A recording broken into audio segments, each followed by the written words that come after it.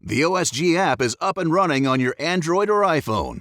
Install the OSG app and listen to our podcast from college football, soccer, and lacrosse. What are you waiting for? Download the OSG app today. I must break you.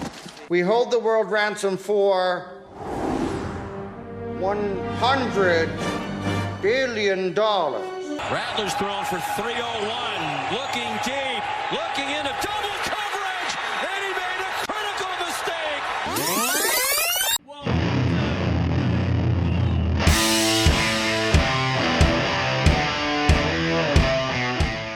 Welcome to The Review with your hosts John Nelson, John Wilkerson, John Wood, and Phil Cantor.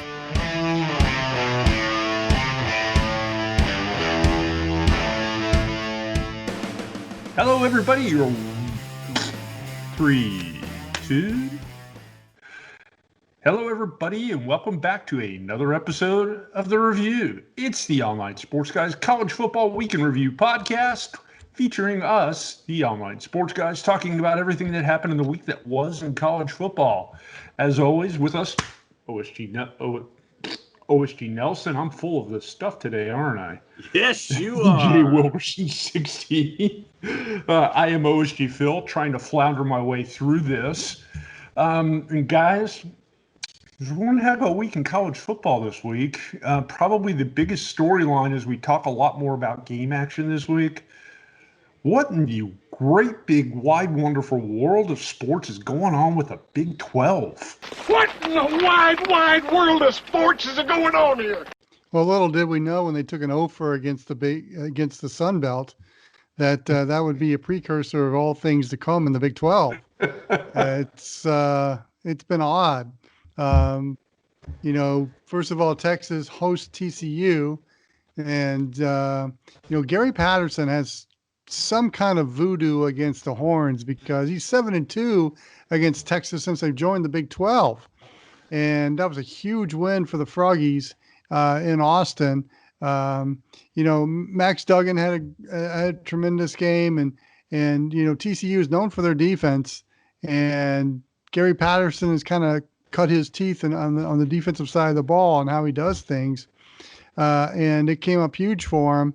And Chris Ash, the defensive coordinator of Texas, has got to figure out what the heck's going on. This is the second game in a row where they've allowed over 30 points, and they allowed almost 60 against Texas Tech last week.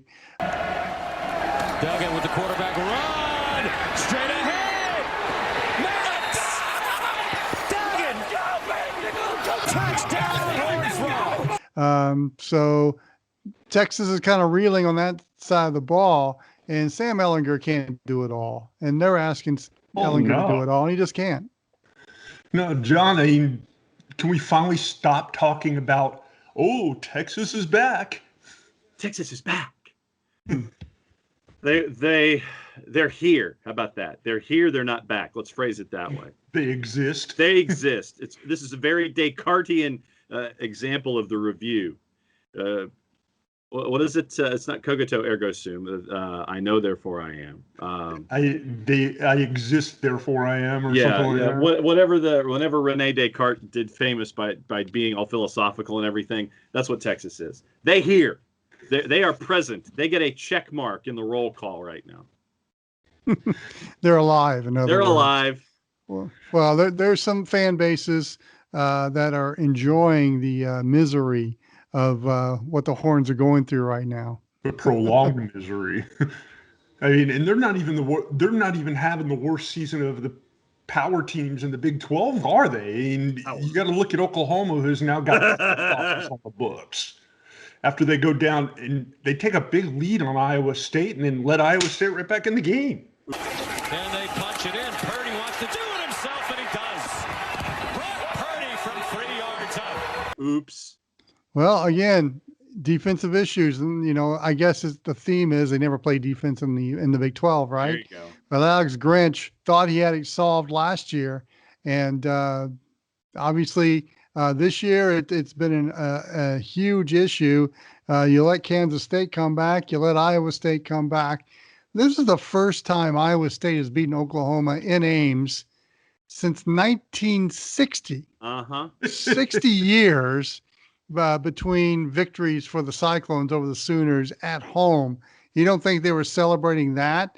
And, if you're Oklahoma, you got to read the tea leaves, because since Matt Campbell's been the head coach at Iowa, October has been the month for Iowa State. No matter the number of games that have been played in the season to date, it is always October. Exactly. Or as they call it in Ames right now. Fans would have stormed the field if there were fans there. Well, what they're calling it in Ames now is Brocktober, because Brock Purdy has been Purdy, I guess, in October. I mean, another good game against Oklahoma. Except last week when he threw the worst interception of all time, but that doesn't count. That doesn't count. But Spencer Rattler's going through some growing pains. He's understanding what life is like in conference play. And even if you play, well, Kansas might be the exception here, but even when you play the bottom of the league, it's still conference play, and they're gunning after you, especially when you're Oklahoma and you have the kind of tradition you have. But a great win for Iowa State. Matt Campbell in the postgame presser really stressed that it's been the senior leadership and how proud he is of that senior class that came in when Iowa State, as he said, was a laughing stock of college football. And here they get a win over mighty Oklahoma at home. First time it's been done since 1960. Amazing, isn't it? Since the space race started. Since back when they wore single bar face masks. Yes. And Daryl, your premium tried to keep it. But yeah, Breece Hall, 28 carries for 139. Brock Purdy, 12 of 24 for 254 and 1. The one was the 65-yard score to Xavier Hutchinson. And Spencer Rattler in the day, 25 of 36 for 3 spins, but 2 and 1, and you run for another 114. But once again, I like Brocktober. Are they printing T-shirts, or do we need to print the T-shirts? Yeah, I think we might be onto something there. Yeah. Go to the Teespring. We need to create the Teespring store like we've done over at SDH and just start doing college football stuff. I like that. A couple of other games in the Big 12. Baylor struggled and went down in a 27-21 loss to West Virginia. Baylor, who struggled early just to find an opponent that was healthy enough to play. Yeah. Charlie Brewer had a decent game for the Bears, but good win for West Virginia. Yeah, and I like West Virginia a lot right now. Neil Brown has put his stamp on that program. And what was West Virginia known for? They're known for putting up some big numbers. Mm-hmm. And but what Neil Brown has done has put a little emphasis on defense, which is not really probably not the sociable thing to do in the Big 12. But that's one reason why West Virginia has been a little better this year. And I kind of like them. They're kind of in the driver's seat now, West Virginia and Oklahoma State in that league. Another Big 12 game here. Kansas State with a nice win, 31-21 over Texas Tech. The one concern for the Wildcats, quarterback Skylar Thompson going down with an injury, but Will Howard stepped in and did the job, 7 for 12, $173 and a touchdown. The story for Kansas State, though, might be the emergence of Deuce Vaughn as their running back of the future here. 16, $113 and a touchdown. Not a bad performance. As I told Wyatt Thompson, the voice of the Kansas State Wildcats on the College Football X, I found a new favorite player in college football, and Deuce Vaughn. I mean, the kid is what, 5'6", 5'7", and low to the ground and can scoot and is so versatile. I love watching him play. Skylar Thompson injury, I haven't seen an update on that yet, but that's concerning because he's the unquestioned leader on that team right now. And he's been the big reason why Kansas State's played well. And John, unfortunately, J-Dub's not here for us to kind of give him some grief about this. But the leader in the clubhouse right now in the Big 12, Oklahoma State, who went to 3-0 with a 47-7 win over pretty hapless Kansas Jayhawks squad. See, but I thought that you were going the other way with it. I thought that you were going to say the leader in the clubhouse for the bottom of the barrel, and I thought that it was going to be a match race between Kansas and Florida State. But no, okay. So you went top down. You're not going bottom up. I see how you're working here. Now, I mean, it was over. Honestly, it was over after 3. when it was 44-0 and it was over before then when it was 31-0 at the half. At the break, yeah. Chuba It ran. may have been over at the coin toss. Yeah, about that. Chuba went 20 for 145. Shane Illingworth went 17 of 23 for 265 and 3. Kansas right now 0-3, 0-2 in the Big 12-10. But Oak State right now coming into the weekend at 17, and that's probably going to improve a little bit with some losses above them. Yeah, I mean, all in all, this speaks volumes, at least to me, about preseason hype and preseason rankings, particularly in this particular season where you don't really know what to expect since nobody really got to play a spring game or had a whole lot of typical normal practices. But it sure looks like a down year for the Big 12, even if things were on a regular schedule. I'm not so sure we'd be seeing results too much different than this. And the Red River Shootout is Saturday. So Texas and Oklahoma will get together. What many thought that was going to be kind of the precursor of the title game. That's up in the air now. And what's interesting to me is Oklahoma has a freshman quarterback, Spencer Rattler, with all sorts of hype. And again, as I said earlier, he's learning what conference play is like. And he just doesn't have enough to outscore people, which apparently that's what Oklahoma is going to have to do. And Texas has got Sam Ehlinger, who I think is one of the top quarterbacks in college football, and yet he's been asked to do everything. Yeah, and he just really can't stop anybody. Yeah. Which is usually the theme of the Big 12. Yeah. Defense is only a rumor. So the more we talk about it and thinking things are different, the more it doesn't change. Yeah. The more things change, the more they stay the same. Moving on to the SEC, because those were they probably had two of the bigger marquee games of the week. Probably the feature matchup being number 4 Georgia going up against number 7 Auburn. Big win for the Bulldogs, 27-6 in a game that really wasn't ever that close. Georgia just physically wore Auburn down in that game. I watched a good bit of it. 600 pounds of lead blocker. White says, let's do this all night. This is fun. You guys' thoughts on what Georgia looks like now as Stetson Bennett seems to establish himself as the quarterback of the current time? Pierce County represent. That's all I got to say. SB4. Yeah, I think you're right. Stetson Bennett is the quarterback of this team. And, he doesn't have to do anything spectacular. He can just turn around and hand it to Zamir White and James Cook, or he can throw it out to George Pickens and Kearis Jackson. And he's got weapons to play with. And when you have those type of weapons, it really makes a really good quarterback. But Georgia is just physically dominant, especially on the defensive end of the ball. Oh, my God. And I tell you, Georgia really looks like the team to beat nationally right now. I know they got a game against Tennessee coming up, and we'll discuss that a little later, but Georgia just looked awesome. Well, when you have those aircraft carriers that Georgia has up front protecting SB4, I mean, Ben Cleveland, when he was at Stevens County High School, was, I think, 305 as a senior. And so I think he's now up to 325, 330, and that's pretty much what you have across the board. And when you can protect your quarterback and create those holes for the running game, then, I mean, it's the whole tailback you thing all over again. But what you have is a very balanced attack, or the idea that you can have balance in your attack, and you can protect your quarterback when you need to, or you can create holes when you need to, or just push the pile. Because how many instances did you see those 5 guys up front for the University of Georgia going up against a very inexperienced and smaller defensive front that Kevin Steele put out there, where you're thinking, okay, it might be 1 or 2, and by the time that the run is done, it's 5 and 6, and you've moved the sticks one more time. So I think that you've got a bunch of aircraft carriers right now for Georgia that can help out that running game and protect your quarterback. I just thought Georgia's demoralized Auburn. I mean, that's what they did with their size and just, I think, Phil, you mentioned they just wore them down.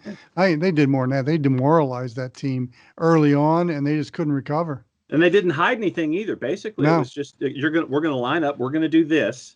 And stop it. Yeah, did you guys see them? And they didn't. on a couple of the goal line plays, they lined up 6'6", 320+ pound Jordan Davis as a tight end, and just had him told him to go knock people out of the way. And you had a fullback that was another one of your defensive linemen who came in and ran it 3 spins also. So it's just like it was the elephant back formation that we're used to seeing. It was heavy power, and we're just going to do this, and you try to stop us. I think they sent a shot across the bow in the SEC. Yeah, all those Georgia fans who were freaked out after the first half against Arkansas probably are breathing a little easier right now. The other team breathing a real easy at the moment, the Alabama Crimson Tide, who looked just completely unstoppable versus Texas A&M. It's the quitter. Well, I don't know if it was quitting, but Texas A&M just looked way overmatched in this one, and they played like it too. Let's just say they soiled their drawers a little bit when they walked into Bryant-Denny. I mean, that's what happens. And I think about the state of football right now in the state of Texas, where the Horns are 2-1 and can't stop anybody, and Texas A&M is 1-1 now, and uninspired win over just Vanderbilt, and not much effort at all against Alabama. And SMU is the best team in that state right now at 4-0. I mean, Tom Herman and Jimbo Fisher were much heralded, much hyped head coaches that came into the programs there. And it's kind of fallen flat on its face, both those programs right now. And, I think those two schools have got some soul searching to do at the end of the season. Hey, Wilkie, who's the quarterback right now for SMU? Oh, Buechele. Yeah, where was he before he was at SMU? Texas. He and Sam Ehlinger had that battle, and Ehlinger won that. And I still say Ehlinger is a better fit for Tom Herman's offense than Buechele was. Not the problem at Texas. Everything else is. But no, SMU at 4-0, knocking off Memphis, who was ranked 25th. Memphis is 1-1. SMU came out to a 17-3 lead. Buechele 32 of 45 for 474 and 3. And Reggie Roberson 5 for 243 and 2 scores. Didn't mean to switch it to the American, but back to the SEC, Phil. There you go. Best team, SMU. The other team out of the SEC who may be competing for one of those college football playoff spots, the Florida Gators. Another impressive offensive performance, putting up a 38 spot on the basically helpless South Carolina team. Kyle Trask, 21 for 29, 4 TDs, looked in complete control during that game, including 2 of those TDs to his touchdown machine, Kyle Pitts, who had 4 catches, but 2 of them were for scores, giving him 6 touchdown catches in 2 games? 11 billion in 2 games. Yeah, have you seen a more dominant tight end than Kyle Pitts? Not recently. The last, I'm going to say in the last 25 years.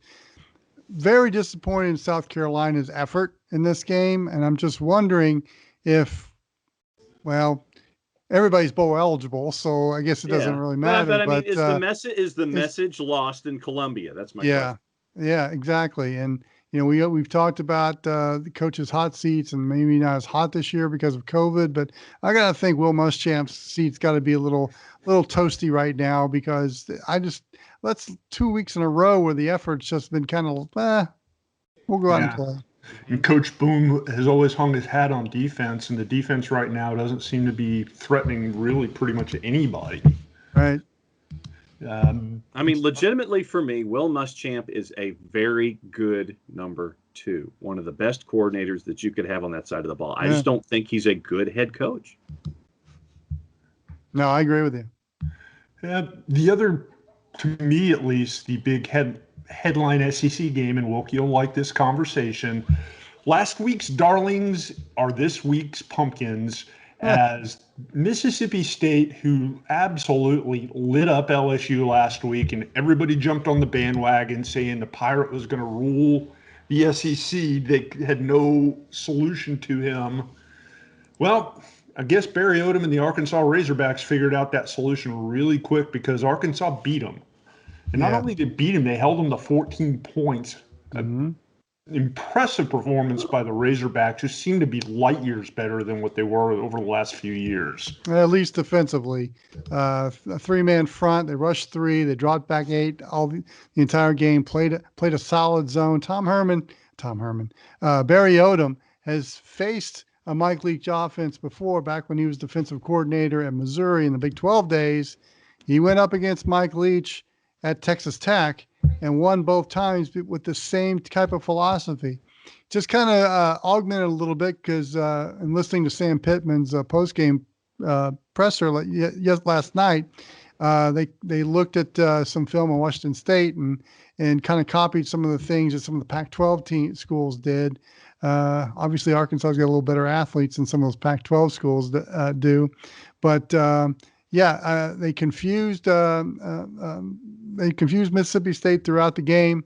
They had the short little dump down passes, but what I'm impressed about Arkansas's defense, not only for that game plan, but they're a lot more fundamentally sound on defense than they have been in the past. And they were able to at least not maybe make the initial tackle, but at least slow it down. They were gang tackling. And I thought that was a huge difference. And then when you get a pick six and then you get a couple of really good throws by Felipe Franks, it equals to a 21-14 win for the Razorbacks, their first conference win since 2017. So yeah, that's why I'm donning the colors today, because, I don't have to be embarrassed anymore. Looks like things are on the upswing for Arkansas now. Auburn's next. We'll see how that goes. All right, now this is one of the things that I've always tried to tell people with the modern game. Yardage to me means absolutely nothing, as does time of possession. Two of the most useless statistics these days when it comes to looking at college football. If you look at Mississippi State's passing, on the day they had 400 yards of total offense. I was going to bring this up if you didn't. 60 attempts for KJ Costello for 313 yards. That lines up to about 5.2 yards an attempt. 5.2 yards per attempt. Basically, it's a running game, basically, which is what you end up with. And 43 completions at 313, so you're looking at what? 7.5 yards of completion, 5.2 yards an attempt. That to me means that you're keeping everything in front of you. And as long as you're not burned behind you, then you're going to be okay. And that's kind of just how I've looked at these offenses. And as long as you're not going to get lit up like LSU was last week, I think that, the book might be out on Mississippi State, as long as you make sure that, as Wilkie said, you're dropping 8, you're rushing 3, you can get contained, you can keep KJ Costello in the pocket with those 3 that you trust. I just think that you look at the Pirate, and this is how I would think that this would be the template going forward for the SEC. But you have to keep them out of the end zone when they get into the red zone, and that's what Arkansas did. Many times Mississippi State got in the red zone, past the 20, but the Arkansas's defense, again, as you said, John, kept them in front of them. That's where the run game needs to kind of be able to initiate the scoring there. And Mississippi State couldn't do that. And Arkansas, on that 3-man front, got some penetration on the offensive line. So, I think the big reason why Mississippi State didn't win this game is they couldn't convert in the red zone. And then they had some turnovers that were just questionable. They had 4 of them in the game. Costello threw 3 picks. 1 was returned all the way for a touchdown. I don't know if Barry Odom has the secret sauce against the Pirate, but he sure looked like he did last night in Stark Vegas. But anyway, it's a win the Razorbacks needed, and Sam Pittman era is looking good so far. Some other SEC games of note: LSU with an easy win over Vanderbilt, 41-7. Miles Brennan, 4 touchdown passes. Don't really need to get into too much detail there. Tennessee with a nice win over Missouri, 35-12. The Vols basically kind of pound and grounded Missouri, who's not quite on the same level. That's 8 straight wins for a Tennessee team that's coming off nation's best. Coming off a strong 2019 finish, and things are looking up as they head into Georgia next week for what should be another marquee matchup. And the last game in the SEC, Ole Miss holds on in overtime. Lane Kiffin gets his Ole Miss SEC first win with a 42-41 win over Kentucky because of a missed extra point. Oh, and that one is no good. Ruffalo misses it wide right.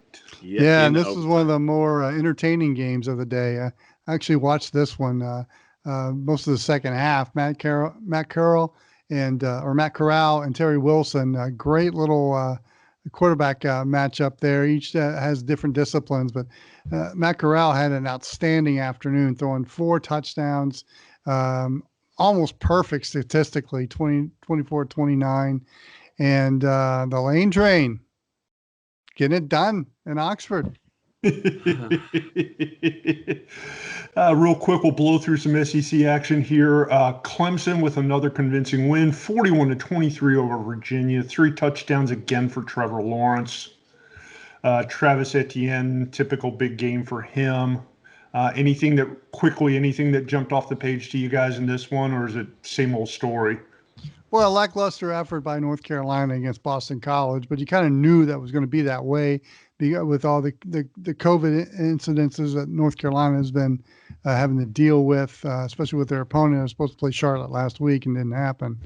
And Virginia Tech, I tell you, they were way shorthanded against down Duke. 24 players. Yeah. Yeah, and they didn't have a 2 deep in their defensive backfield, and yet they still get it done against Duke, 38-31. And when they get healthy, that Virginia Tech team could be a factor as we get down into December. But they got to get healthy first.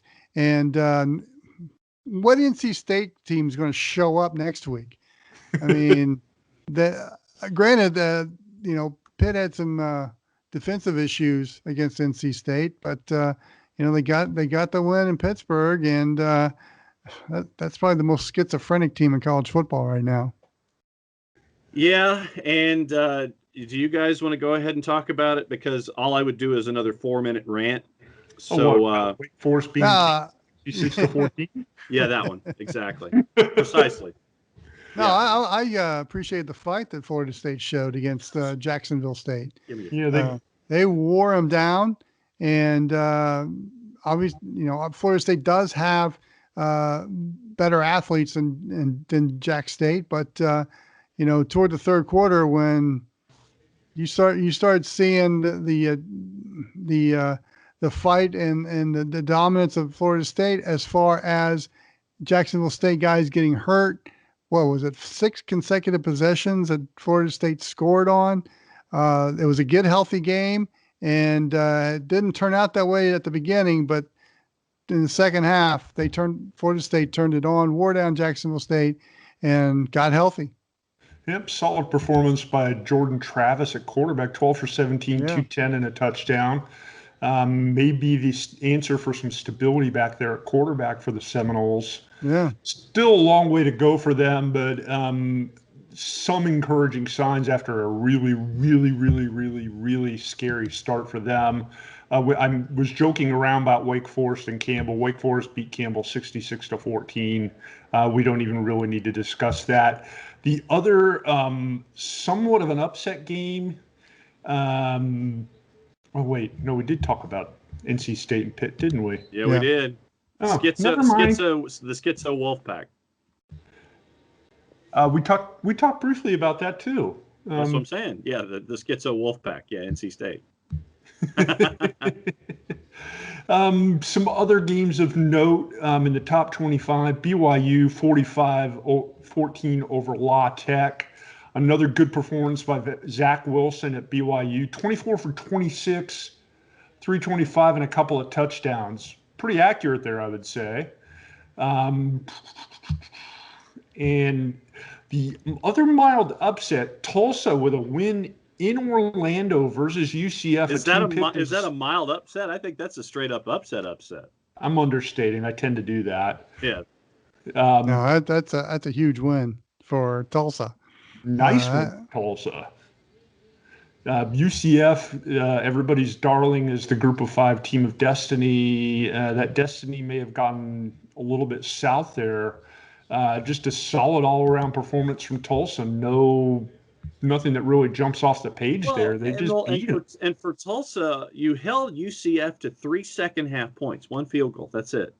And I think that, when you're down 2 scores, basically, you're down 16-2 after 1, and you kind of control things from there, and you hold UCF to only 3 second-half points. I think that speaks a lot to what happened there in Orlando. And UCF had a chance to try and get the game-tying score as time expired, but the pass was knocked away. They would have had to score and get the 2-point conversion, obviously, but the last chance touchdown by UCF was knocked away. And so good win for Tulsa, and it gives them a 1-1 record and a good start in the American. And Philip Montgomery needed a signature win, and he got it in Orlando. And a tough place to win. Getting it on the road, even more impressive. And let's see how UCF bounces back. And that really kind of creates in the mix of the Power Five, in the Group of Five that, we've talked about. This could be the year one sneaks in, and that's going to really affect UCF's chances. They've got the reputation, but they've got to have the record to back that up. And a loss like this at home to Tulsa, it's going to be tough to dig themselves out of that one. Yeah, I think my pick, and I've said this before, I said this earlier in the season, my pick to be the Group of Five team to at least get into that six-way dance. The Cincinnati Bearcats with not exactly a pretty win, but a 28-7 win over a horrible South Florida team who had 5 passes intercepted on the day. Cincinnati didn't do anything particularly outstanding there during the game other than make interceptions and play on defense, but really that's Luke Fickell's calling card, and I like the Bearcats. It's a good football team. Yeah, my pick is the shirt. This might be your darling, yeah. Now, my pick is the shirt you're wearing, Phil. Ooh. Yes, I'm kind of wearing this as a little bit of a payback for last week. I was going to say, there's the bet that didn't happen being paid in full. And yeah, it's payoff for that. Loloff not playing this week due to the fact that COVID kind of got in the way of their trip to Appalachian State, which would have been one heck of a game. Guys, should we go ahead and wrap up the first half of the show here? Sure. And by the way, that App State Louisiana games have moved to Wednesday night. So they'll be playing in Boone on Wednesday night, and I've got something to watch. There you go.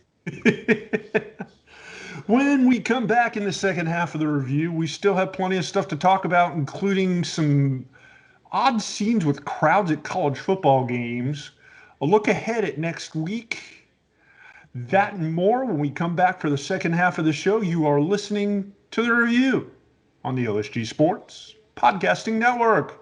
Like the voice you're hearing on this podcast? It could be on your production too.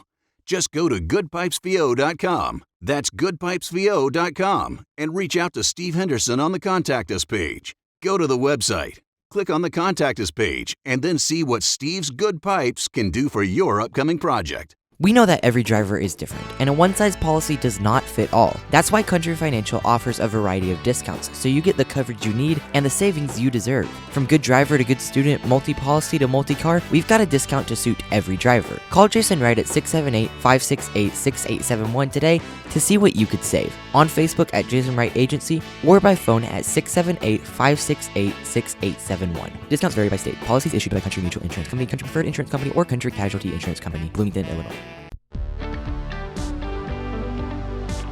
If you've been hurt in a car wreck, contact my friend Steve Apolinsky of Apolinsky & Associates. He's been representing individuals for over 30 years throughout Georgia and Alabama. Email him at steve@aa-legal.com or call him 24/7 at 404-377-9191. The initial consultation is free. I mean, listen, we talking about practice. Not a game. We talking about practice.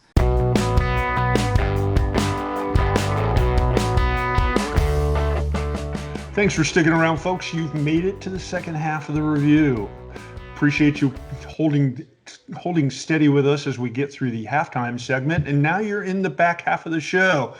Guys, there's still plenty to talk about. I guess the last of the big name conferences announced they are coming back to play. And this weekend, the schedule came out, a 7-game schedule for the Pac-12, starting Saturday, November 7th, finishing on the 18th with the Pac-12 championship game.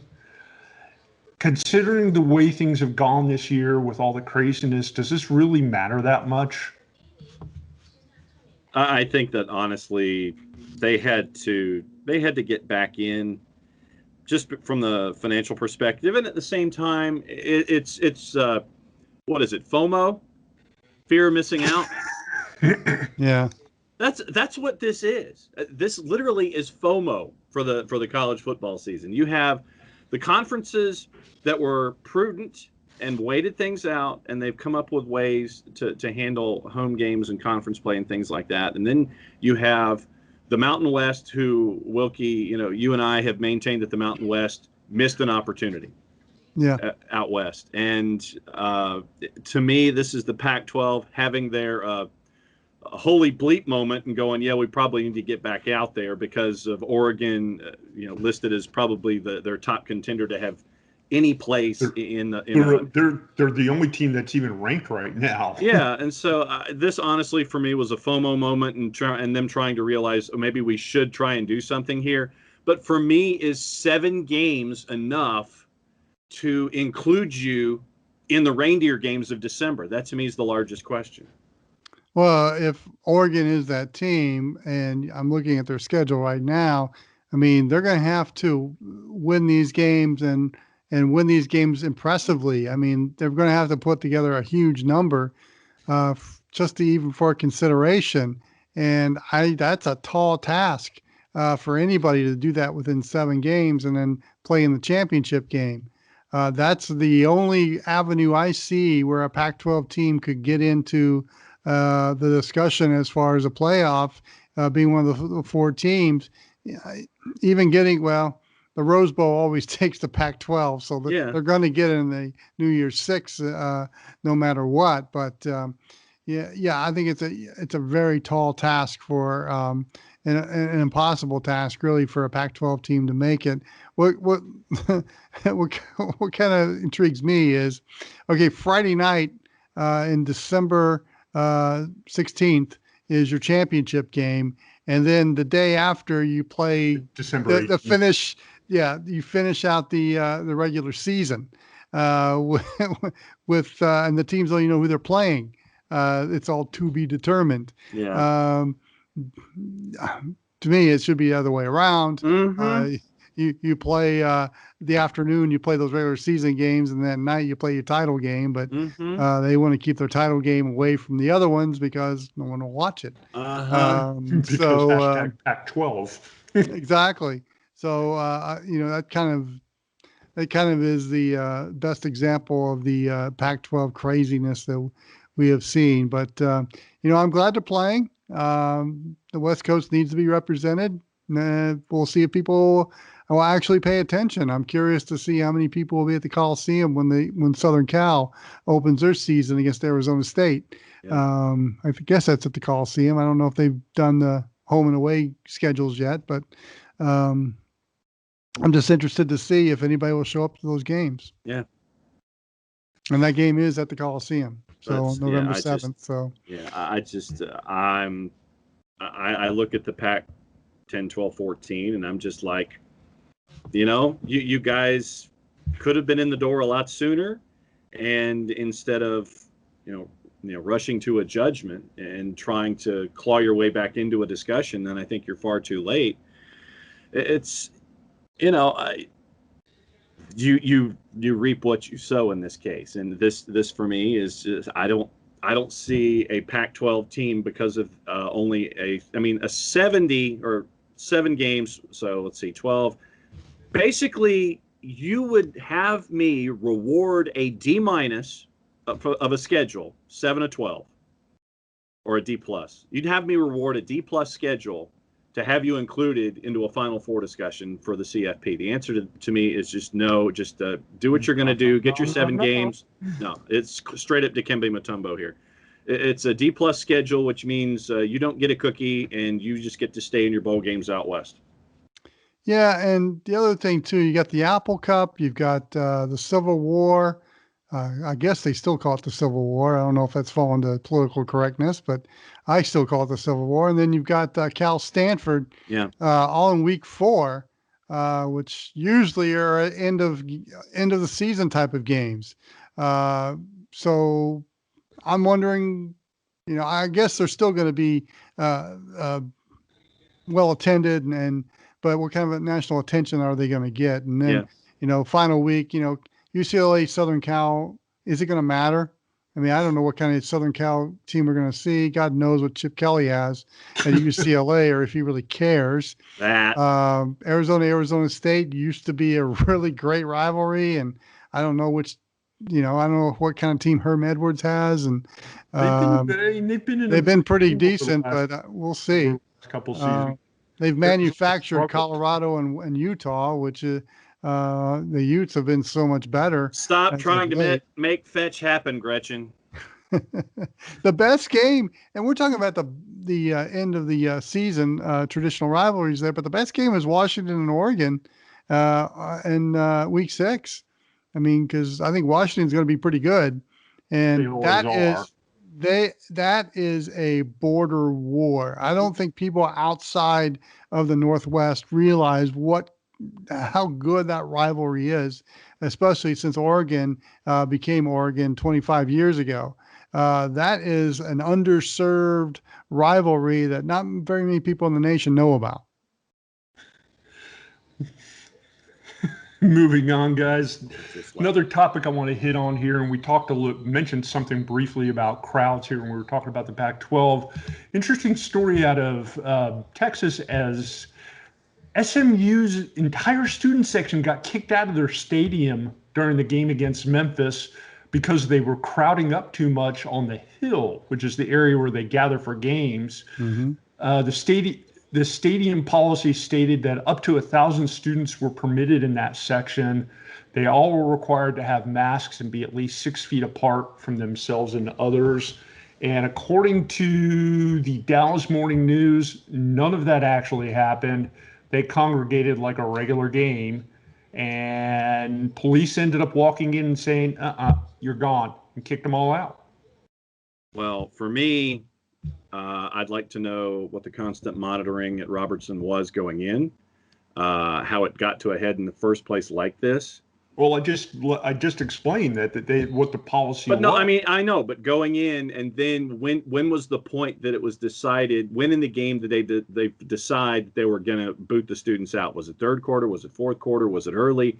That first half of the game. Okay, then fine, great. You've monitored it to that point, but going in, all right, great. I want to see everybody wearing a mask going in the door.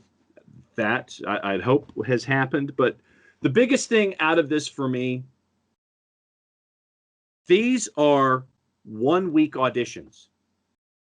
These college football games across the country are 1-week auditions. So you can prove to yourself and to everyone around you that you can do it again next week.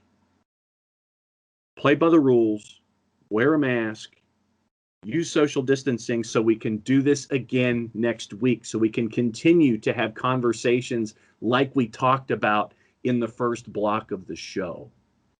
Same thing in Athens. These are 1 week. These are 1 week auditions, folks. Play by the rules. That's all I want. So we can talk football every single week.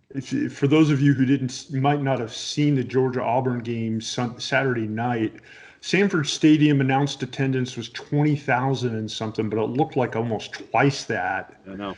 And the Georgia Bulldogs had a policy going in that you had to wear a mask to get into the stadium, but they just told people as long as you stayed in your pod of people, which was like a group of 5 or so, right, and didn't wander around the stadium, they weren't going to enforce a mask policy. Every shot that they showed that was a crowd cutaway showed pretty much nobody had a mask on. Right. Once again, these are auditions. These are 1 week auditions. It's speculation at this point, but the optics were. Oh yeah, no doubt.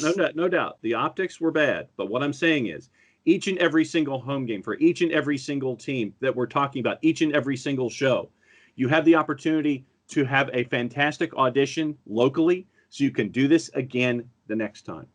That's all I'm saying. These are auditions. And the auditions last night, or as we're talking, the auditions Saturday in Dallas and in Athens, the optics were bad. Wilkie? You guys said enough. I mean, I thought one of the best sights I saw all college football season was the at the K-State Arkansas State game when the student section, whole section of Snyder Stadium full of students was partying up and down with their mask on. That's great. And that to me, it was like said a lot to me about the enthusiasm of having college football back. No They were responsible, but yet they were together and having a great time. And that to me is what needs to be done. I thought the crowd at Alabama for the Texas A&M game was probably a little more than what was reported. I think these attendance figures are being a little underreported because I'm seeing more fans, and I'm okay with it. I mean, I've not heard of any kind of fans contracting the COVID disease while attending a game. If so, it hasn't been reported. So when I see that, it doesn't bother me. I mean, it sounds like they're being as responsible as possible, but look, I'm guilty of walking into the grocery store without my mask on and then forgetting, because it's just not something that's top of mind for me. And obviously I'll walk back and get it because it's what I have to do. But I just think, they're being underreported, but I just have not heard of any instances where a family is quarantined for 14 days because they got COVID at a college football game. So far, so good. It's still a little bit of speculation. It was interesting to me, too, to see that in the story about SMU that they mentioned that most of the fans that were there within the stadium itself and not on the hill all had masks on and all adhered to the basic guidelines that were given to them before they walked into the stadium, which is that's what it's all about. That's all I want. Want to look ahead a little bit, guys, here before we wrap things up? Before we move ahead, here's my moment of cool from the past weekend. We had a commander-in-chief game, Air Force and Navy. Yeah. Mm-hmm. And I seriously tip my hat to Air Force for their uniforms in recognizing the Tuskegee Airmen. The red tail outfits. The red helmet stuff. That was fantastic. Yeah, the red tail outfits that Air Force brought out to salute and to honor the Tuskegee Airmen for me were absolutely amazing. And if you're looking for red tail gear from Air Force, you better be a certain size because it is flying off the shelves as it should be for tremendous recognition for a fantastic part of our military history. Excellent suggestion. Yeah, if you're not you sure, better be a small or a medium, brother, because anything our size does not exist anymore. All the large stuff's gone. Damn it. Guys, a couple of interesting games next week as everybody matches up and we move on to what is called week 6 of the season. Probably the marquee game, at least in my eyes at this point. Miami travels up to South Carolina to play Clemson. That's a game that I'm really interested to see what happens. Wilkie, this is kind of your wheelhouse here. What's your thoughts? Well, Miami's coming off an idle week, so they're going to be well rested. So some would say that 2 weeks ago it was an idle week too. You would. I can say that. I guess the concern is Miami's timing still there? I love the quarterback matchup, Derek King and Trevor Lawrence. And obviously, even though I thought Virginia played very physical against Clemson yesterday, they're just so good. They're 13 deep at every position. But Miami is, they've got the skill guys. I think their defense is much better. Their offensive line, it's going to be a close game. And Clemson needs, a little bit of a scare here and there to keep them going. I think Clemson wins this one, but I think Miami puts a scare on them. Might win by 3 points. So I'm looking forward to a spectacular game. Well, John, pick a game. A game that I'm not looking forward to is the one in South Bend. So we won't talk about that. Pick another game. What game on the board here interests you that looks like it might be kind of fun? I was trying to set myself up for that. I'll take the bait there. I think the Georgia-Tennessee game is a huge game because we're going to see if Tennessee's for real. Yeah. And we're going to see, that team is going to be fired up to play Georgia. Georgia is as good to me as Clemson is right now and as Alabama. And Tennessee, this is their shot. I think it's on national television of some kind. It's a CBS 3:30 game. There you go. So this is their shot. It's kind of like what Miami had against Louisville. They had a national exposure on the road and got it done. Tennessee's got the same opportunity. And, even if they lose by a field goal or whatever, it might be as good as a win. But Tennessee wants to prove that they're back as a national presence, and this is their opportunity. I'll give you one, and it has to do with the shirt that you're wearing, Phil. Yeah, that was the game I was going to go to if you didn't. So Coastal Carolina 3-0, 1-0 in the Fun Belt, goes to Cajun Field to take on Louisiana. Louisiana ranked at 23, 3-0, 2-0. So that one's going to be a fun one for me, and it's a noon Eastern kick, so it's going to be an early rise for everybody in Lafayette. And there are going to be a lot of hangovers there. Wow. And now we're back. That's an 11 a.m. kickoff for the folks in Cajun country. Mm-hmm. The other game on the board that looks kind of interesting, at least on paper right now, Virginia Tech at North Carolina, both teams ranked in the top 20. Another noon kickoff at Kenan Stadium in Chapel Hill. Sam Howell going up against the Virginia Tech defense. A good ACC matchup, maybe not for the ACC title or anything, or two teams that are going to play for the title, but two teams that will have a say-so in things. Yeah, this is always a fun game to watch because the both teams get after it. Let's see where Virginia Tech is as far as their depth. They've gotten by with it the last 2 weeks because really the talent at Blacksburg is much better than I expected. So Justin Fuente has done a fantastic job of keeping that program on the winning ways. And so this will be a test for the Hokies against the Tar Heels. Kind of a lackluster effort this past Saturday for North Carolina against Boston College. I kind of expect the Tar Heels to prevail in this one because Sam Howell's that good. And I just think Carolina's got the weapons and more depth. They're the type of team that can grind down Virginia Tech if they're still have a numbers issue. Guys, you got anything here before we wrap up the show? Yeah, buy Red Tail stuff. Yeah, we have competition. Rich Rodriguez has started his own college football podcast with his daughter Raquel called Hard Edge Football. Okay. Could be a decent listen. I don't know, but we got competition now, guys, from Rich Rod. We'll just bring him into the network. How about that? Everything's negotiable. Yeah, speaking of college football podcasts, little thing that I bet you didn't know, our podcast, the OSG and CFB, our group of podcasts, listed in the top 85 college football podcasts in America. That means somebody likes us. Well, that's some wild, wacky stuff there. Big shout out and thanks to the folks at feedspot.com for the recognition. Won't say that I'm not going to lie to you. We're not number one on the list, although we should be. Yeah, really. But we're not at the bottom of the list either. So that means that we actually have a few fans out there, guys. And if you're one of those fans, thank you very much. We appreciate you. Let's go ahead and wrap things up here. We're kind of getting close to the witching hour. You have been listening to The Review.